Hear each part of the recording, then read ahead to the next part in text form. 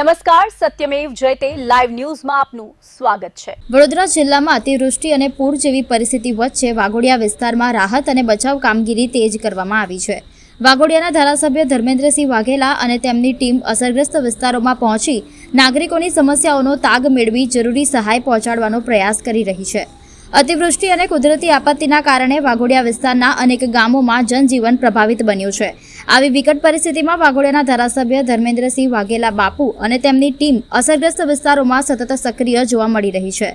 બાપુની ટીમ અને વિરેન્દ્રસિંહ દ્વારા પૂરગ્રસ્ત વિસ્તારોની મુલાકાત લઈને સ્થાનિક નાગરિકોની સમસ્યાઓ જાણી રહી છે તેમજ જરૂરિયાતમંદ લોકો સુધી તાત્કાલિક મદદ પહોંચાડવાના પ્રયાસો હાથ ધરવામાં આવી રહ્યા છે। ધારાસભ્યએ જણાવ્યું કે જનતાના સુખ દુઃખમાં તેમની સાથે ઊભા રહેવું એ તેમની પ્રથમ જવાબદારી છે।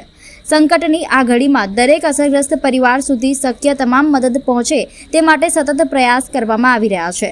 તેમણે નાગરિકોને ધીરજ રાખવા, તંત્રની સૂચનાઓનું પાલન કરવા અને એકબીજાના સહયોગથી આ મુશ્કેલ સમયનો સામનો કરવાની અપીલ પણ કરી છે।